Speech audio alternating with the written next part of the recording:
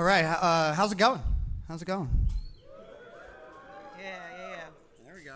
So if you can't tell, we're doing a pair talk, which is awesome because if this goes completely wrong, it's his fault. Right here. I've been eating a lot of Tide Pods lately, and I might not be able to control myself up here. All right, Kurt. Well, let's just get up and running with universal components. All right, so first let's just start with quick introductions. I'm Curtis Kemple. You can find me at Curtis Kemple, very original. I love React Native, GraphQL, and when I'm not coding, I can be found taking selfies or longboarding in Virginia Beach. Yep. And I'm Samantha Bird too. I work at Major League Soccer. We just released a full React Native app, so check it out. I also like to play flag football, and I listen to a lot of audiobooks. All right. So now that we got the introductions out of the way, let's go ahead and dive into the topic here. And so we want to start off this talk just talking about what it really takes, like what makes a universal component, right? So like what is the difference between a React component or a React Native component, and what makes it universal, right? These are the questions. I would like to know. Yeah, I would like to know, right? Well, the very first thing is it has to be reusable across platforms. And so this doesn't mean all platforms that exist or React can render to, but this is all platforms that your business is targeting or may target in the near future.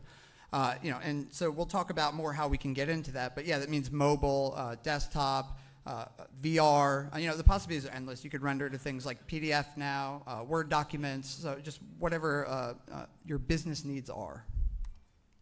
And the second thing is well-designed APIs. And so this one seems like a bit weird. It seems more like, what makes a well-designed API? And so, to get into that would go kind of deep, and it depends on the teams. But essentially, the takeaway here is we're trying to build a universal component library. And by universal, that means we're going to use it across multiple platforms. And unless you're a small team, multiple platforms means multiple teams. And so we want these components to be extremely easy to use, extremely easy to find, and have really well-defined APIs that provide your teams with a delightful user experience, right, or developer experience, because that's the goal. The goal is to make everybody's lives easier.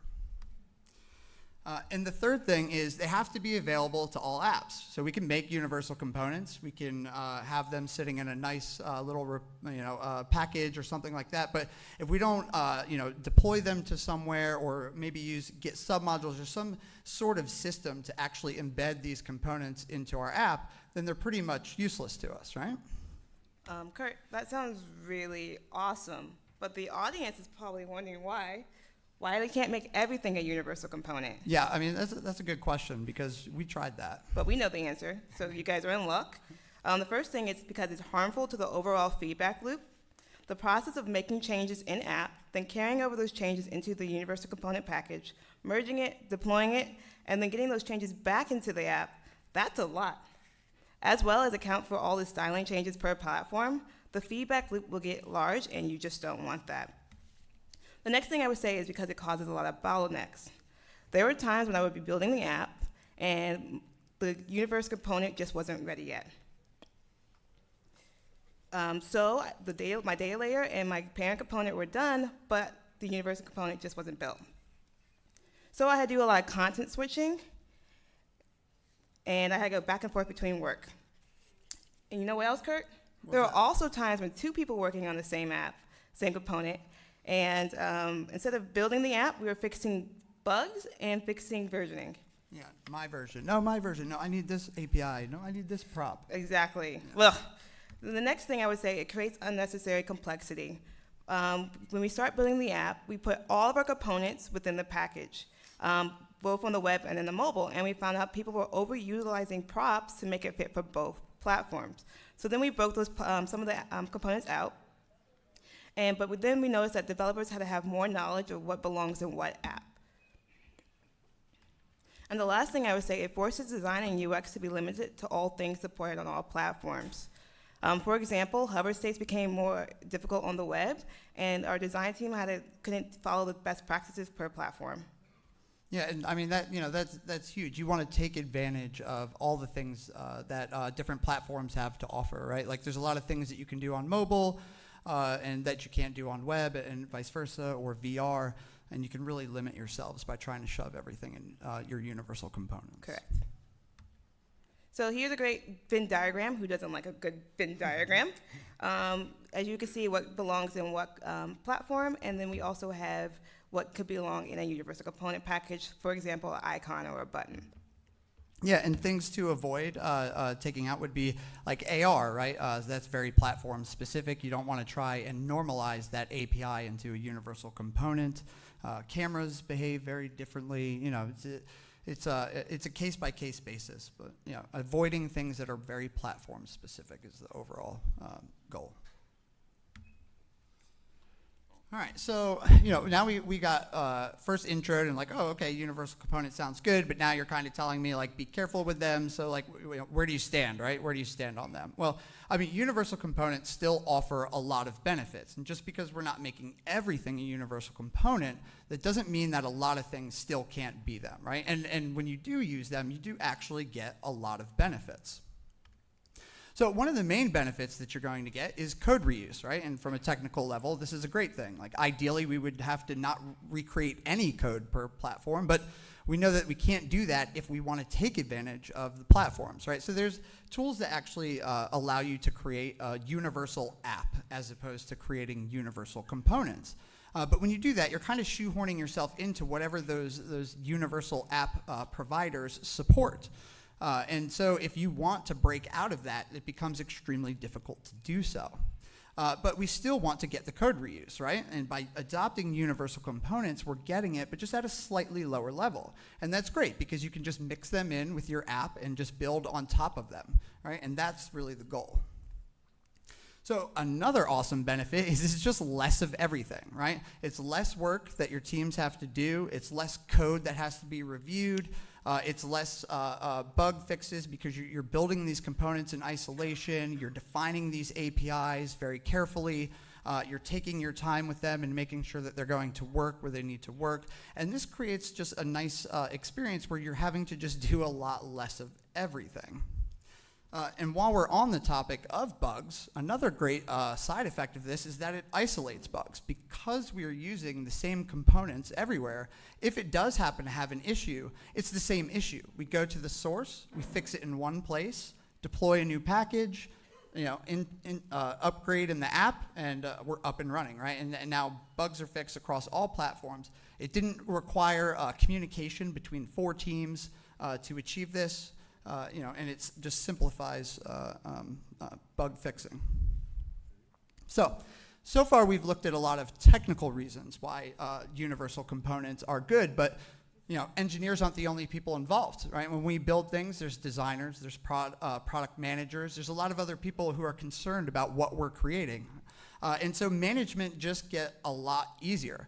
If we adopt universal components and we could shed some of the weight from other teams, that's less functionality and design or user experience information designers have to pass on to teams. That's less product requirements that need to be passed on to the individual teams. Like if you have a team for web, Android, iOS, and VR, that's 4 groups of people who have to be in sync about products and features.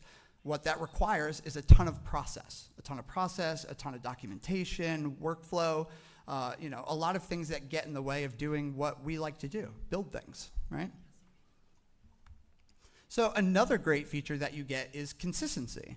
If we're using the same components across all the platforms, then whether you visit the website or you come to our mobile app, even if we're taking advantage of platform-specific features, you still get that same feel. The primitives, the core of what makes up your applications, that's all the same. And that's a really great feeling. Airbnb is a beautiful example of this. When you go to the website or the mobile app, there's definitely features that are a bit different, but you know you're using Airbnb, which builds trust with users, right? And so at the end of the day, that's our goal, right? We want to build things that are pleasing to use, that people love interacting with, and we want them to experience that no matter where they're interacting with us. So, and then lastly, I feel like it provides a better developer experience. I know for me, it's really nice to just have this universal component library that's documented. I can just go in, look at Storybook, look at different things. and I know that I can just import them. It's like using React Elements or like any other React UI library that has been released in open source community. And so it's really nice. I just get to pull in the components that I know I need, build my little app code around it, and I can just fly through screens pretty fast, or web pages, or whatever it is you happen to be rendering. Kurt, you know what you just did? What's that? You just convinced me to use universal components. We should do it, right? So now we should learn how to implement them. So the first thing I would say is make sure that all your components are static. The only job it should have is to render content, and it should not be fetching its own data. And to make sure that you avoid interactions. The next thing I would say is if you have similar components, make sure you have similar APIs. And on the screen, you can see a card example and a header example. While their functionalities are completely different, they both take the same props, a title and a subtitle. Then let's talk about overriding styles. As we know, each platform has its own dimensions, so you should let the application determine the bounding box of each component. It can be really hard to override these styles when they are embedded. Then we need to do documentation. You need to have a complete list of every component, and every component needs to have show each different state. And then you should have all your props typed and documented.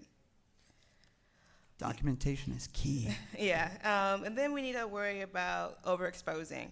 When we first began making our app, we had the application determine the component state.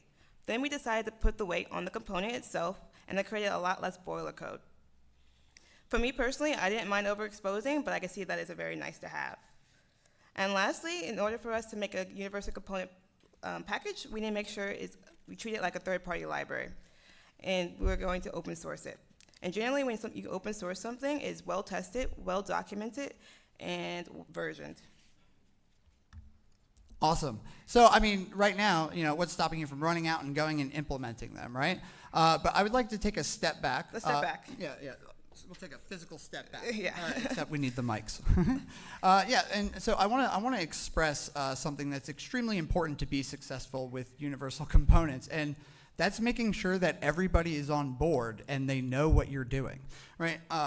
It can be really difficult to kind of buy into the idea of universal components. You'll hear things like it's very bleeding edge, which, I mean, it is bleeding edge, right? Or like, I don't know if it's worth it. We've not done anything like this before, or design might not understand what you're trying to accomplish. And it's very important that you loop them into this decision, right? Because it's not really, on just the engineers. This is going to affect everyone you work with. And so when we look at who we're going to affect, really we're talking about design, we're talking at product, and maybe even stakeholders, right? And so when I always like to try and build the outcome, right? And like give an example of what they're going to get. Like why should they buy into this? What does it do for them? And so for design, that might be like showing them, hey, we can actually take the same package of components that we're going to use to build the apps, and you can actually use them in Sketch to build your designs when you're laying out screens. That's an extremely powerful feature. When we brought this to design and showed them how that worked, they were blown away. And they started asking, like, well, when can we do this, right? And then when you're dealing with product, they have totally different concerns. Their concerns are about getting features, well-tested and built features out the door as quickly as they can. Well, if we're getting all the benefits out of universal components, like code reuse, we're reducing the amount of people it takes to complete work. We no longer need 4 entire individual teams, right? We can start to produce work faster, right? And what product manager doesn't want that? And if you get to that point and you have buy-in right there, I mean, I imagine that you never find yourself in a world where you get shut off any higher than that, right? But it's just really about like providing them with the information about what are they going to benefit from? How are they going to do it? And so I just really, really want to reiterate that it's not just a technical decision, right? If you don't have designers thinking in components and product is not thinking in components, you'll be in this world where you want to share code, but the designs aren't really generalized enough across platforms. And so you're doing these weird little tweaks to make them work because you want to use universal components, but they don't fit. And product is maybe creating 4 or 5 issues to represent the same work across teams, but really you're only doing it in one project. And so this can create a lot of disconnect between the teams. And so it's very important to make sure that everybody is into this idea. Right. So now that we have everybody into the idea, let's set up your environment. The first way to do that is to set up isolation. That way you can develop your components independently and you can iterate over them faster. One thing people don't actually realize, developing in isolation actually splits up complexity and allows you to split up your work between teams. When I first started working at Major League Soccer, developing in isolation actually helped build my confidence because I no longer had to worry about the API or the app. I just had to do my one task. Here are some cool examples of what I first felt when I got onto the team. So if you have juniors coming on your team, it's a great way to get them onboarded by developing in isolation. And a great handy tool to use to help you with isolation is storybook.js. It allows you to browse through your components in different states. And guess what? It's a great place to put your documentation. And remember when we talked about not making everything a universal component? Well, storybook.js is available per platform. Here's a great example of what your storybook could look like. As you can see on the left, we are browsing through all the different states. You can copy code from the source story and put it in your app directly, and it also shows you all the props and the types. So in order to pull off universal components, communication needs to be on point. You have to get design and product thinking in products. Our design team made a component artboard kit, which you can see here, and it showed all the different states. They even took it a step further and added the functionality and purpose, which really helped us a lot.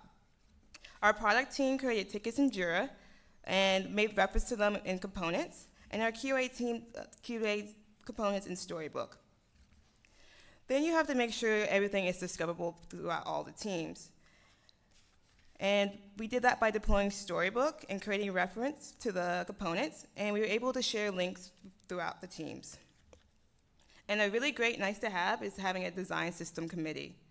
It's usually when there's like 2 or 3 people who continuously talk about the APIs, making sure they're consistent, and understanding what components should go in the package. So I'm gonna be completely honest, not all your components are gonna be 100% universal. What? But that's okay, because we have ways to account for that. The first way is platform primitives. It is part of the platform module, and I usually use it for styling differences. As you can see, it exposes a lot of different options. Then we have platform file extensions. This is for more functional changes.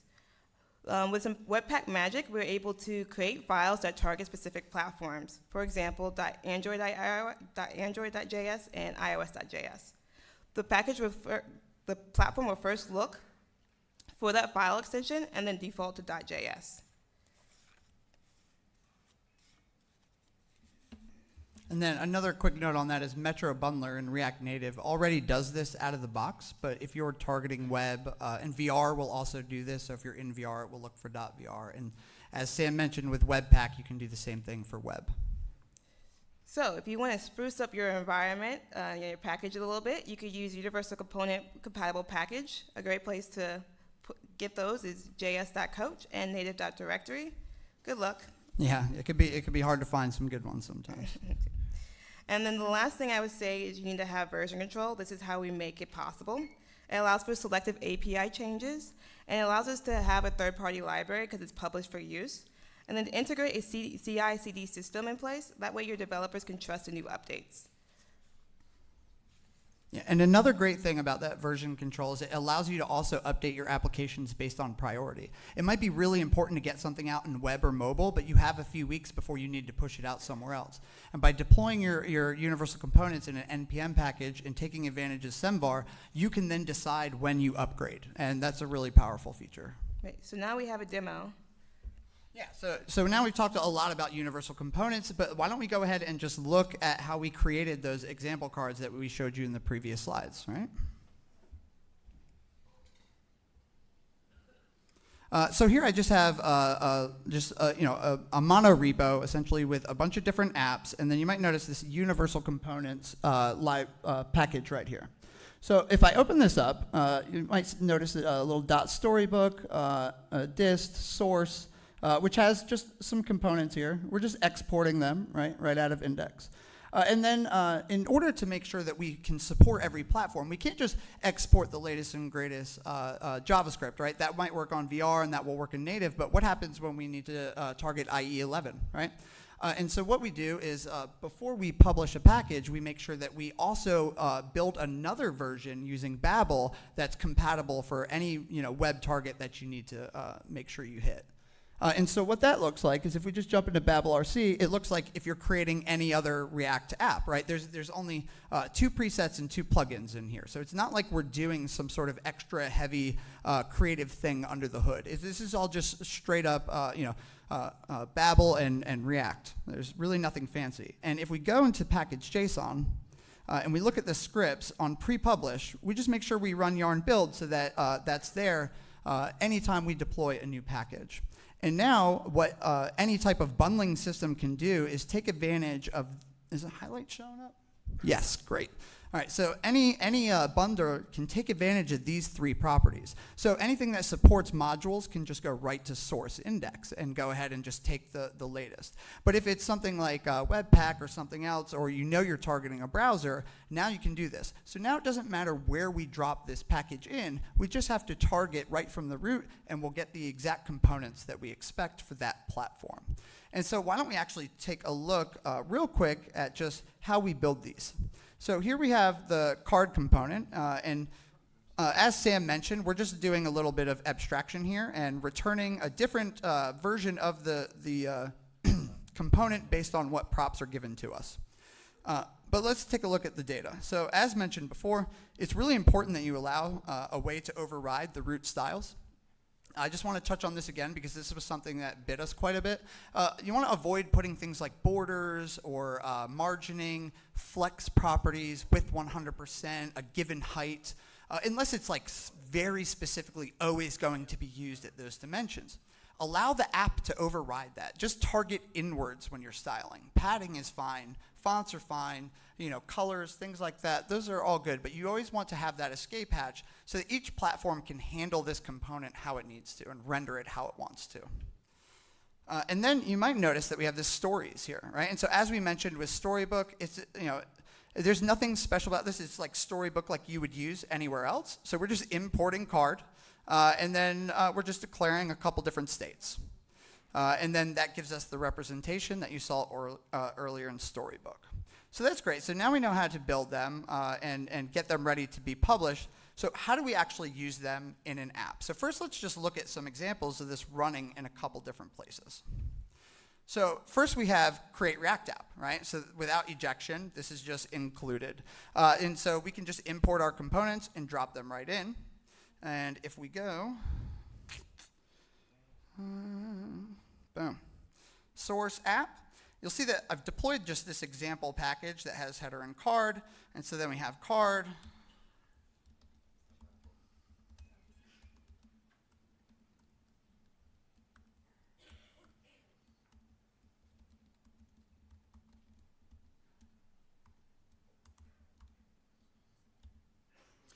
And so I could add any more components here, and then we could rebuild. So give me 1 second, and then subtitle.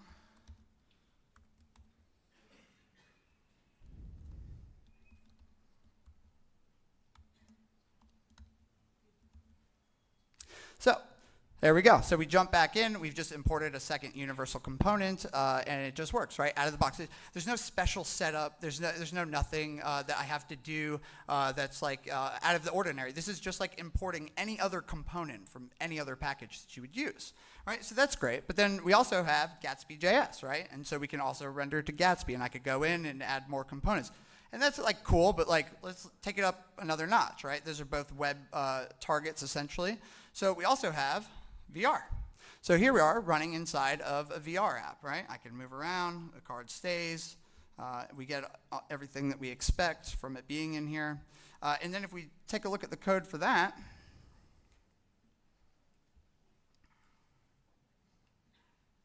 here we go. So we are just importing a card and exporting the VR app, and we're up and running, right? And that's great, but we can go further, right? It's universal. It's supposed to run everywhere, right? So let's take a look at oh, guess time's up. Yeah, so let's take a look at native, right? So here we go. Here we have a universal component running in an Expo app, right? So 2 seconds, create React Native app and import my modules, and I'm good to go. And so again, let's take a look at the code for that. And there's literally nothing fancy here, right? I just import the components and use them. I haven't had to change anything. This is, what is that? That's like 4 targets so far. 2 were web, but 4 different types of environments that it's running in. But then we can go even further. As I mentioned, one of the features that our design team loved was the idea of putting these things back into Sketch, right? And that's a really powerful feature. So let's take a look at what that looks like. And so here we go. Here we have an example of the example card in Sketch. And what's really fascinating about this and cool is you can actually turn these components into symbols, which most designers are familiar with and like working with, which means we can now come in here. This is being loaded from React, but then I can just come in here.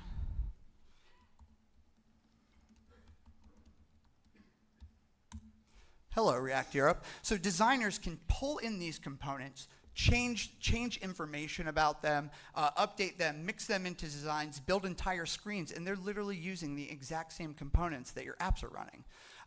This is like a humongous feature. And you can take this a step further. You could load data, so you could have like cards that are very specific, and like maybe like if we're Airbnb, it could be a rental, and I could just have a prop, an override prop for ID, and I just change the ID, and it would just fetch that new rental location for me. And that's in Sketch. That's in my designs. So when we look at that, and when we look at how we can hit all of these targets, it becomes apparent about like what are the benefits of this. And granted, it's a little bleeding edge, and that you will hit some hiccups, but we have found that the benefits far outweigh any of the pain points. Go back to the slide. Say thank you. Cool. All right. And yeah, that wraps it up. Thank you.